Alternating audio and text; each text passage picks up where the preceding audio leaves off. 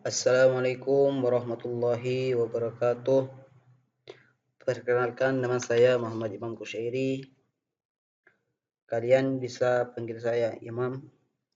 Pertama-tama, mari kita panjatkan puja dan puji syukur kepada junjungan Nabi kita, Nabi Muhammad SAW, yang telah membawa kita dari alam kegelapan menuju alam terang benderang pada saat hari ini. Baiklah, biar mempersingkatnya waktu, marilah kita baca basmalah bersama-sama. Bismillahirrahmanirrahim.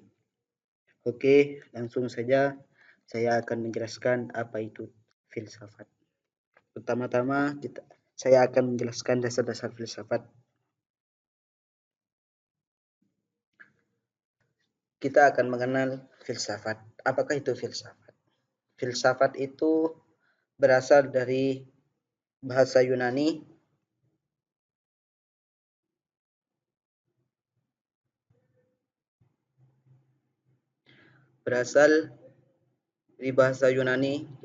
yaitu philos yang artinya cinta dan sophia yang artinya kebijaksanaan. Cinta mempunyai 3 faktor, yaitu keinginan untuk mendekati sesuatu yang kita sukai. Kedua, ungkapan kerinduan kepada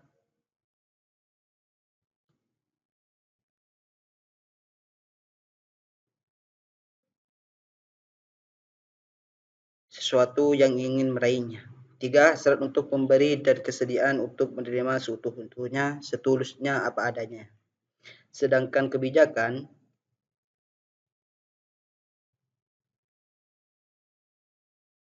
ungkapan atau pemikiran yang sesuai dengan kebenaran suatu pendapat valid menurut Fuad Ifrani Al-Bustani. Kedua, mencari kesempurnaan dari manusia dengan menggambarkan segala urusan dan membenarkan segala hakikat untuk menurut kadar kemampuan manusia. Ciri-ciri pemikiran filsafat yaitu ada 4. Pertama, universal, yaitu tidak hanya melihat sesuatu dari satu sudut pandang. Yang kedua, radikal, berpikir secara mendalam sampai ke akar-akarnya. Kemungkinan ketiga, spekulatif, yaitu tidak tahu awal akhirnya, hanya proses sebagaimana kehidupan. Yang keempat, sistematis, menguraikan dan merumuskan sesuatu dalam hubungan yang teratur.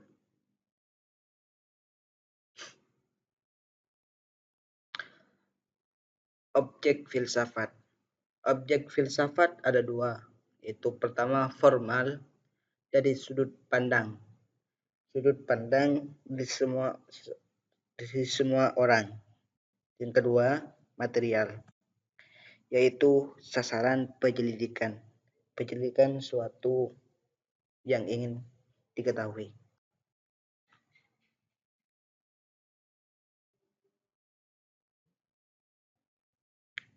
Tujuan filsafat yaitu ada 6. Pertama, menjadikan manusia berilmu dan selalu mencari kebenaran dari semua masalah.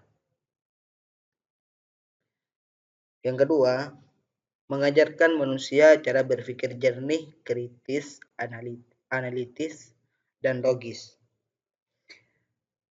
Nomor 3, membantu manusia memahami konsep dan argumen dengan lebih baik. Nomor 4, membantu manusia membedakan antara yang real atau benar dan yang ilusi. Nomor 5, membantu manusia menghadapi pertanyaan tentang nilai dan makna. Keenam, membantu manusia mengerti tentang diri sendiri dan dunia.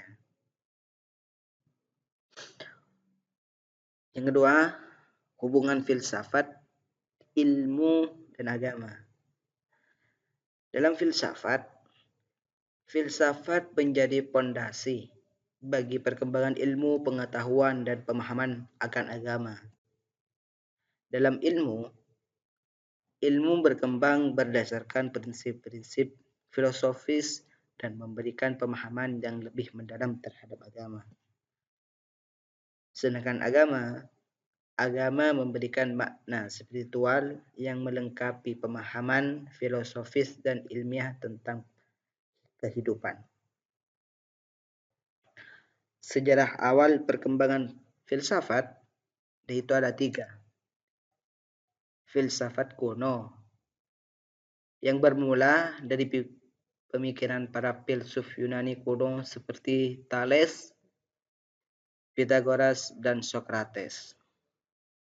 Dan kedua, filsafat klasik dilanjutkan oleh Plato dan Aristoteles yang mengembangkan sistem pemikiran yang sistematis. Ketiga, filsafat Helenistik mengalami perkembangan lanjut dengan munculnya aliran-aliran seperti Stoicisme dan Epikureanisme.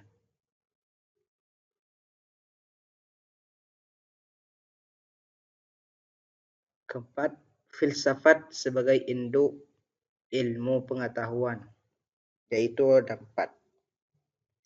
Pertama, epistemologi, membahas tentang bagaimana kita memperoleh pengetahuan.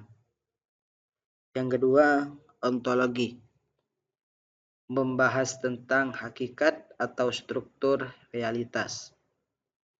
Yang ketiga, aksiologi, membahas tentang nilai etika dan estetika.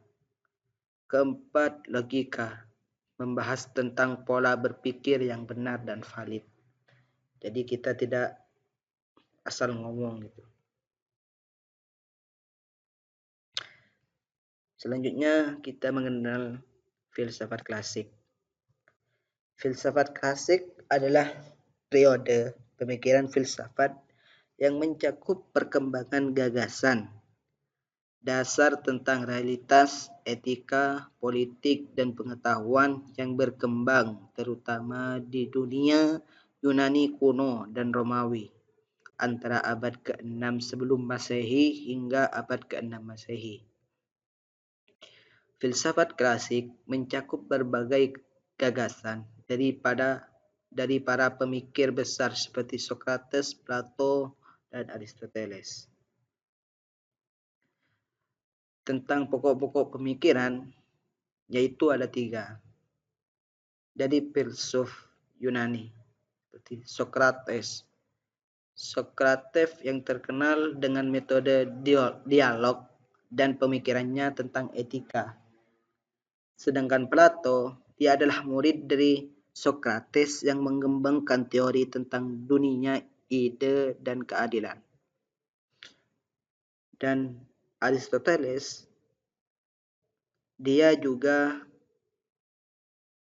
murid dari Plato yang dikenal dengan pemikirannya tentang logika, metafisika, dan etika.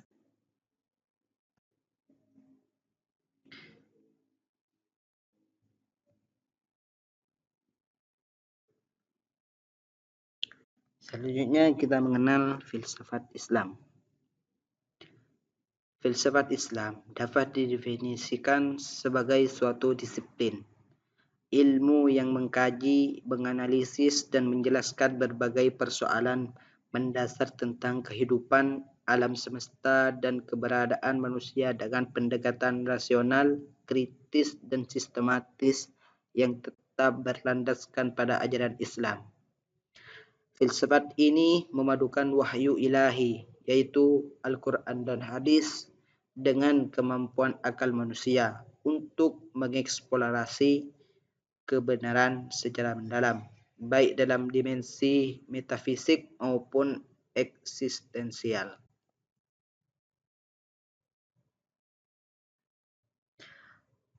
Faktor munculnya filsafat Islam yaitu ada 6.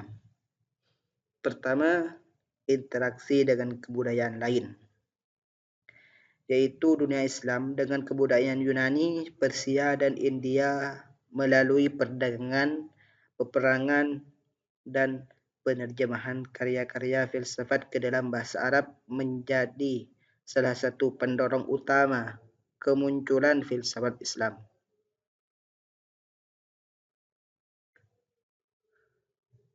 Proses ini memungkinkan para intelektual Muslim untuk mengakses dan mempelajari karya-karya filsafat dari berbagai tradisi kebudayaan yang ada.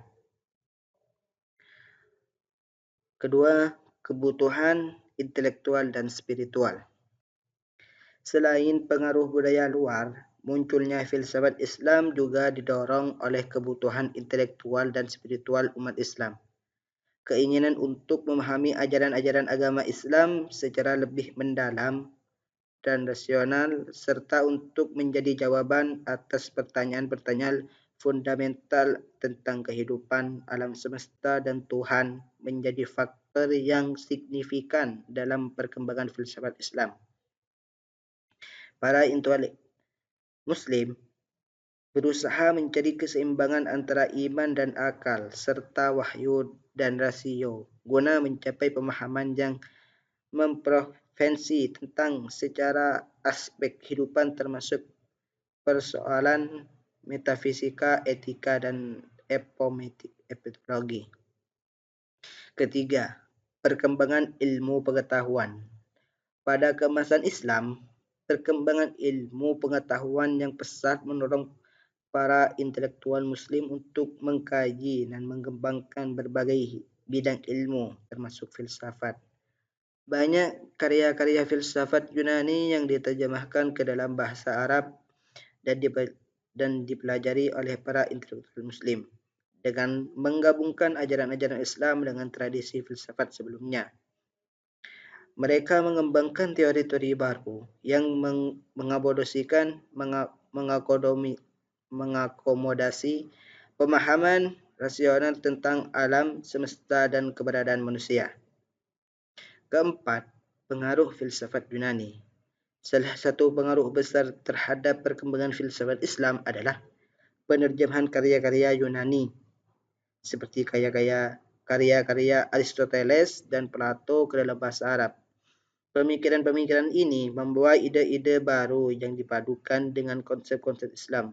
Misalnya, pemikiran Aristoteles mengenai logika dan filsafat pertama digunakan oleh para filsuf Muslim untuk mengembangkan metode ilmiah dan filosofis yang sesuai dengan ajaran Islam, seperti yang dilakukan oleh Al-Farabi, Ibnu Sina, dan Ghazali.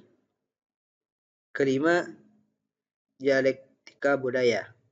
Selain pengaruh Yunani, interaksi antara budaya lokal seperti Persia dan Mesir serta tradisi intelektual yang berkembang di kalangan masyarakat Muslim juga menyuburkan perkembangan filsafat Islam. Kebudayaan Persia dengan pengaruhnya dalam bidang sains dan metafisika berperan penting dalam bentuk pola pikir intelektual Muslim. Keenam, kebutuhan intelektual agama. Perkembangan pemikiran dan tantangan zaman juga munculkan kebutuhan untuk menginterpretasikan ajaran Islam secara nasional. Dengan berkembangnya ilmu pengetahuan dan semakin kompleksnya masalah sosial politik, umat Islam merasa perlu untuk memberikan penjelasan rasional atas doktrin-doktrin agama sehingga dapat diterima oleh akal dan dicerna dalam kehidupan sehari-hari.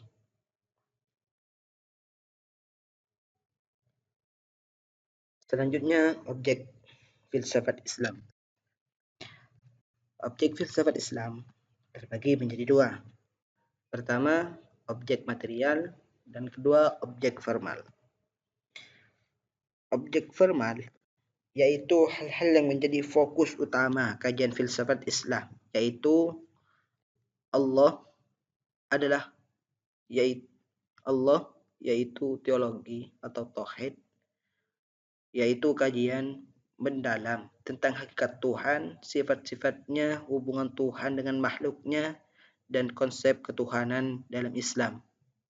Kedua, alam, penelusuran mengenai asal-usul struktur, tujuan, keberadaan, dan hukum-hukum yang mengatur dalam alam semesta. Ketiga, manusia.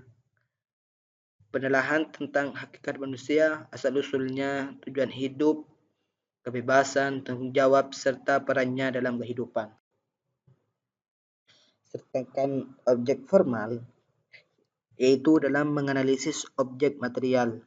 Pendekatan ini mencakup 3 aspek utama, yaitu ontologi, membahas tentang keberadaan, hakikat, dan esensi sesuatu. Contohnya, apakah alam semesta diciptakan atau azali?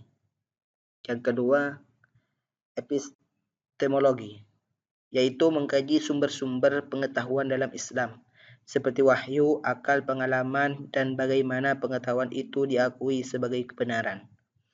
Ketiga, aksiologi, meneliti nilai-nilai moral, etika, dan estetika berdasarkan ajaran Islam, termasuk konsep kebaikan, keadilan, dan keindahan. Itu selanjutnya refleksi dan penutup, menemukan makna hidup melalui filsafat. Yang pertama, pencarian makna. Filsafat membantu kita mengeksplorasi pertanyaan-pertanyaan terdalam tentang eksistensi dan tujuan hidup. Sedangkan pemahaman diri, melalui filsafat kita dapat memahami diri kita secara lebih mendalam. Dan refleksi kritis, filsafat mendorong kita untuk berpikir kritis dan meninjau kembali keyakinan kita. Baik, kurang lebihnya penjelasan saya tentang filsafat. Saya mohon maaf. Assalamualaikum warahmatullahi wabarakatuh.